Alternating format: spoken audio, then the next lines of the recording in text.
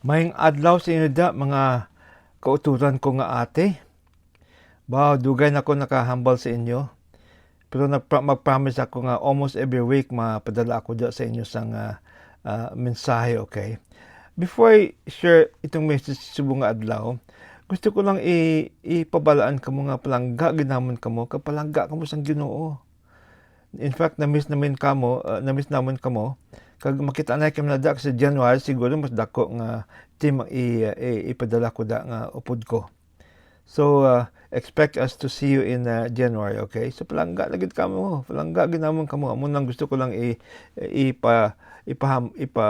pamatiin niyo before I share this message with you. Ang subong nga adlaw, ang gusto kong message nga ipa-share sa inyo ang concept na generosity. Kung i-translate mo sa Ilonggo, ang pagbulig sa mga tao na kinahanglan buligan. Generosity. Pagbulig o paghatag sa blessings sa mga tao na kinahanglan na may kinahanglanon. Nag-research ako sini, tapos may nakita ako kadamo sang may mga tao nga nag-research sini kung ano ang makuha naton sa aton sa paggeneros, sa paghatag naton sa ibang mga tao na may kinahanglanon. First of all, kung naghatag ka sa tao, mas namo ang imong nga pananaw sa imong nga pangabuhi, satisfied ka sa imong nga pangabuhi tungod nga naghatag ka kanamo sa imong nga feeling. Secondly, mas damo imong amigo kung nagapanghatag ka, kung may generous ka. Kay tungod connected ka mo sa ila. Kaya mas maayo ang relationship mo sa ibang nga tao kung gahatag ka. Kaya na-feel nila ang blessing mo, na-feel nila ang imong generosity, na-feel nila ang imong ang imong tagpusuon nga panghatag. Another thing is this, kung naghahatag ka, ang pananaw mo sa pangabuhi positive. Ang namin sina nga kanami sang pananaw mo sang ingo kalawason kag sa imong life.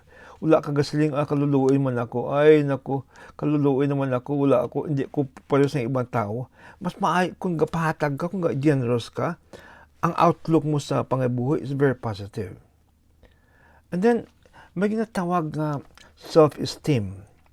Ang inang self-esteem nga na, ang namin sina, ang pananaw mo sa imong kalawason maayo ba, wala kang gasiling hindi ako maayo nga tao, kundi naga-express ka sa imong nga pangabuhi, ay maayo magali ako nga tao, no? Hindi magidgali ako malain.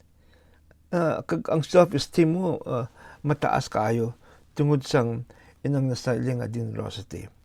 Pero sa Bible, ara gid sa Bible nga ang ma-generous kita, nga makahatag kita sa ibang nga tao. Biski imol kita, wala sa exception. Kasi ada sa Psalm 40. Gusto ko lang ibasahon sa English, no, kay hindi wala ko sang Ilonggo nga Bible, pero i-translate ko ni. Blessed is the one who considers the poor. Inang word nga blessed, kung i-translate mo sa Ilonggo, kasadyahon. Masadya ang tao nga nagabulig sa mga tao nga may kinahanglan buligan. Blessed is the one who considers the poor. Tapos ko i-continue itong verse nga ni, in the day of trouble, the Lord delivers him. Nanong namin sini nga kung ikaw kung generous ka gapanghatag sa imong tao, kung ikaw may kinanglanon, gaabot mo na sa imo, gabalik na sa imo. Kung generous ka sa ibang nga tao. The Lord, tapos nabuting, the Lord protects him and keeps him alive. So, kung naghahatag ka pirmi sa tao, mas dugay ang imong nga pangabuhi, mas longer ang life mo. Tungod nga ginaprotektahan ka sang Ginoo. Okay? Tapos, nabutang he is called blessed in the land. Ano namin sini? Kung gahatag ka, ang pananaw sa imo sang tao, baka namin nga tao, no?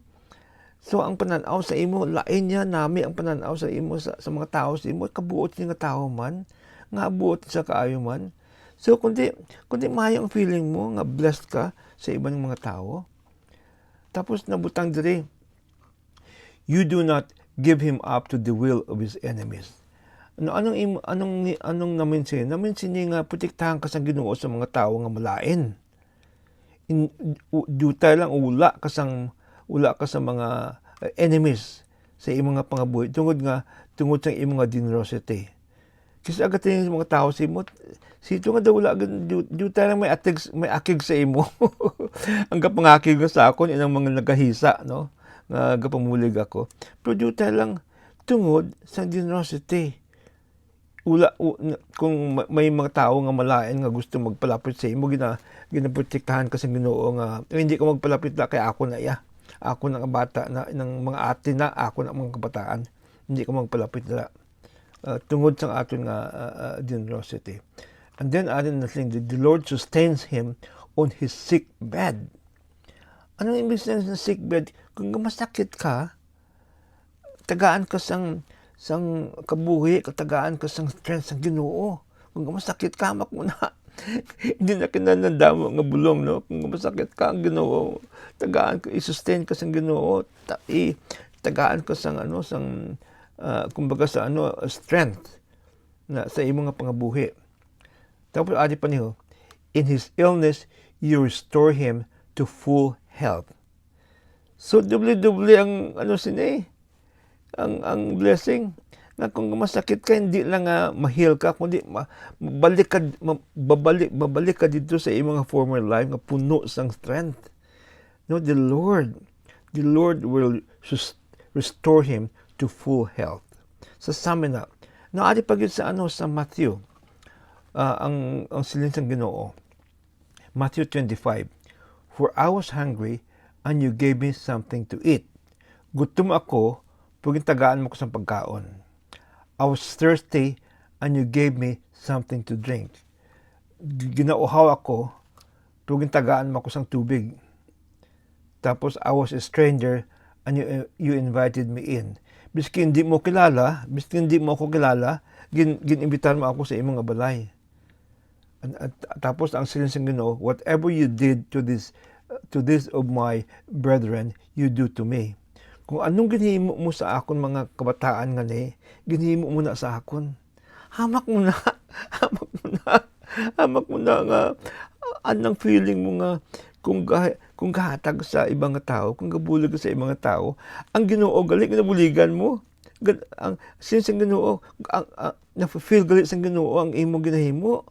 So hindi lang ang tao naga-feel sang imo nga blessings, kundi ang Ginoo mismo, si Jesus mismo, ang Ginoo naton, the Lord God and Jesus feels our generosity. Na-feel nila ang aton generosity. Sa muna nga ula isang exception nga hindi ka kasiling nga tungod imo ako hindi ako makahatag. Kadamo ka mahatag kung duang saging mo mahatag sa isa. Kung 2 ka pesos ang kwarta mo, ang isa mo ang 1/2 na ihatag mo sa ibang tao. Kung katanom ka ang mga prutas mo pwede mo panghatag sa ibang nga tao, no. So amo nang concept of generosity nga kung generous ka gabalik na sa imo. So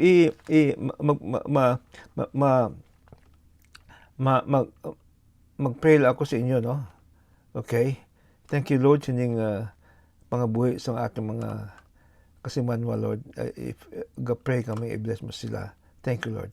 This we ask in your name we pray. Amen.